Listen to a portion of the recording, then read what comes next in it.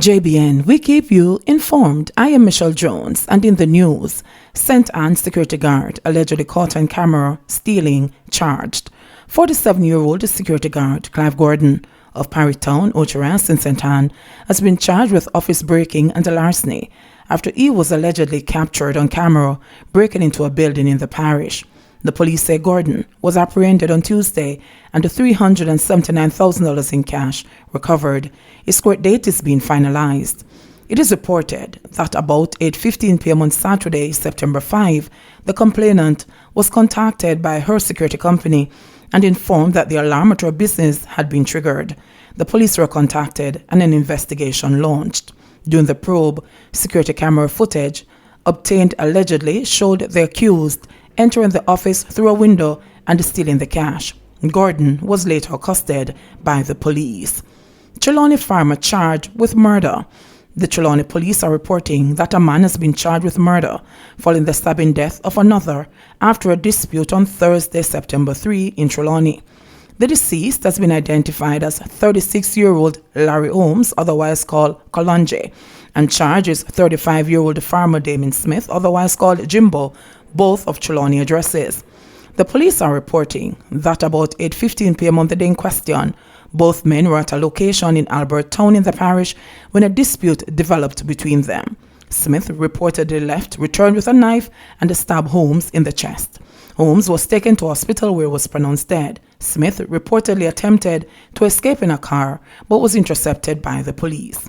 A date for his appearance in court is being finalized by the police. Attorney Calvin Rose charged in fraudulent property deal. Calvin Rose, a 64-year-old attorney at law, has been charged with fraud-related offenses after a year of thorough investigations into allegations that he forged a will to acquire a personal benefit. Rose, who is from Harristown, St. Andrew, has been charged with forgery and uttering forged documents, said the police. According to the police, investigators started a probe after a complaint was lodged about Rose in May 2019. The complaint was that Rose forged the will and submitted it for probating at the Supreme Court. The officers mentioned that properties were transferred to Rose based on the will. However, the signatures of the witnesses and the deceased were supposedly forged. The investigation, which was conducted for more than 1 year, came to its peak on Tuesday when Rose was charged after being interviewed by detectives in the presence of his attorney.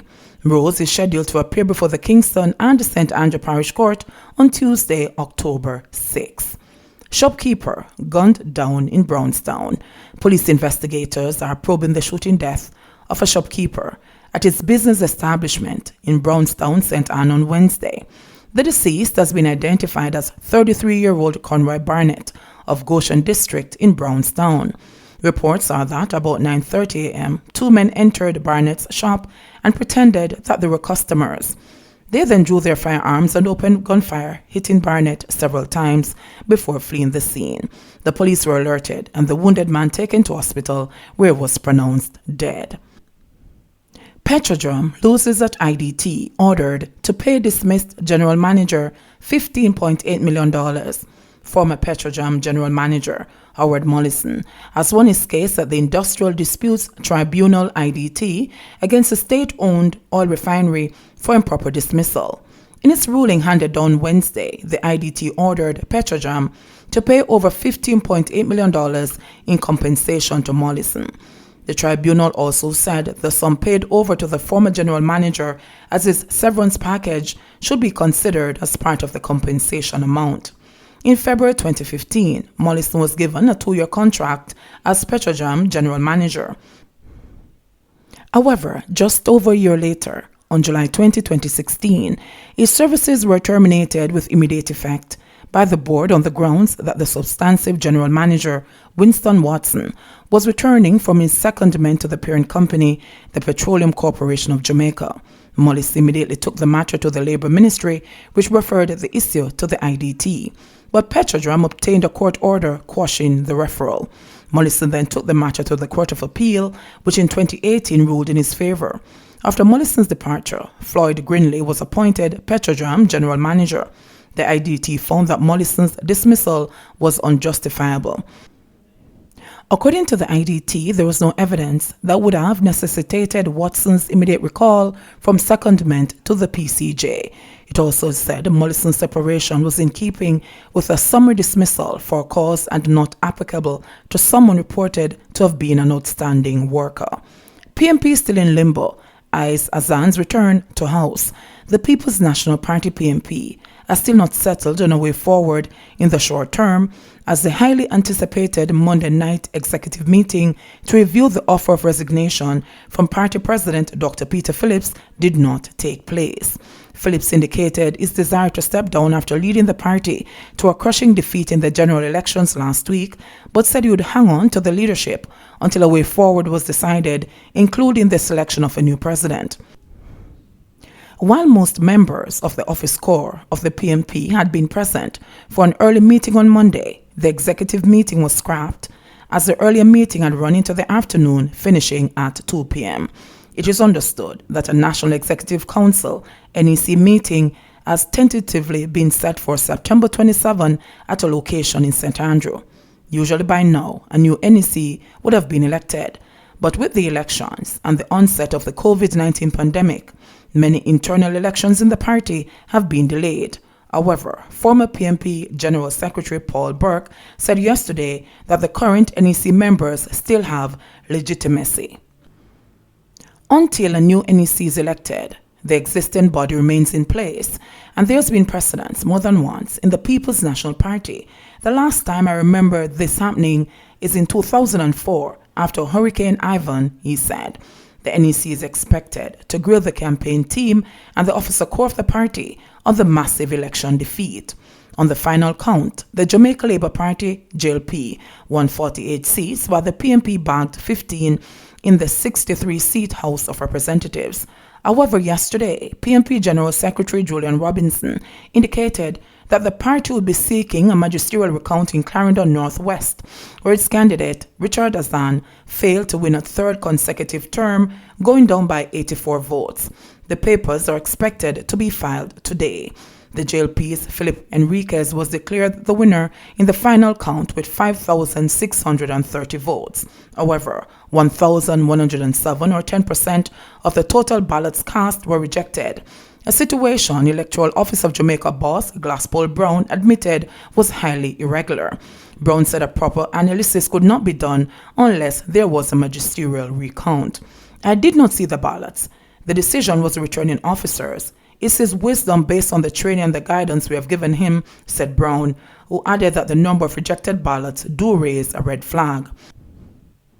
Magisterial recounts could also be on the cards for 4 other constituencies, as the JLP challenges the final results in Westmoreland Eastern, where the PMP's Luther Buchanan was declared the winner over Daniel Lawrence after the returning officer broke a final count tie. St. Anne Southeastern, where Lisa Hanna defeated the JLP's Delroy Granston by 32 votes, and in St. Catherine Northwestern, where the PMP's Hugh Graham got 32 votes more than Newton Hamus. In Manchester Central, independent candidate Ron Chung, who saw his initial tally slash from 67 to 49 votes, also indicated that he would be seeking a recount. 12-year-old among COVID-19 deaths as pandemic squeezes economy. The COVID-19 pandemic and measures introduced to contain its spread have continued to batter the island's economy, with the Planning Institute of Jamaica PIOJ estimating an 18% contraction in the April to June quarter compared with the corresponding period last year. The news came as the island recorded 2 additional deaths from the pandemic, bringing the total to 38. The latest victims are an 80-year-old female and a 12-year-old male, both from Manchester. 4 more deaths in COVID-19 positive individuals are under investigation, the Ministry of Health and Wellness said last night. Yesterday, the number of COVID-19 cases also increased by 114, making the total number of cases identified in the island 3,437. Recoveries also increased by 27, bringing total recoveries to 1,019. Of the newly confirmed cases, there are 66 females and 48 males, with ages ranging from 4 months to 93 years. The cases were recorded in Kingston and St. Andrew, 47, Portland, 14, Manchester 13, St. James 12, Clarendon 12, St. Catherine 10, St. Thomas 2, St. Anne 2, and Hanover.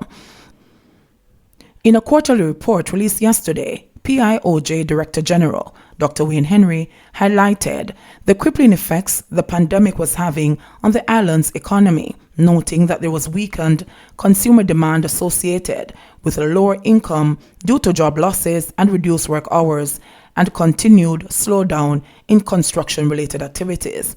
He said that the goods-producing industry contracted by an estimated 7%, with activities in the services industry declining by 20.6%. All goods-producing sub-sectors also declined, with mining and quarrying recording the greatest reduction of an estimated 25.2% due to lower alumina production outweighing increased bauxite output. The closure of the Driscoll Alpart refinery has resulted in lower capacity utilization within the mining and quarrying industry. In addition, the agriculture sector declined by 8.5%, manufacturing 2.9%, and construction 3%. As it relates to the services industry, 4 of the 5 subsectors declined, with hotels and restaurants falling by 87.5%. Henry said that this output reflected a sharp decline in visitor arrivals resulting from the closure of Jamaica's borders to incoming passenger traffic for 2 of the 3 months during the quarter, and decline in the number of persons utilizing restaurant services. This led to a significant fall-off in stopover arrivals by 98.9% to 7,188 visitors. Total visitor expenditure at US $16.2 million was 98.1% lower than that recorded in the corresponding period of 2019. Restaurant services were also negatively impacted by measures implemented to stop the gathering of persons, as well as the curfew implemented, which led to a reduction in opening hours, the Director General said. JBN, we keep you informed. Please remember to subscribe, like, share, leave us a comment, and click the notification bell to receive our daily news items.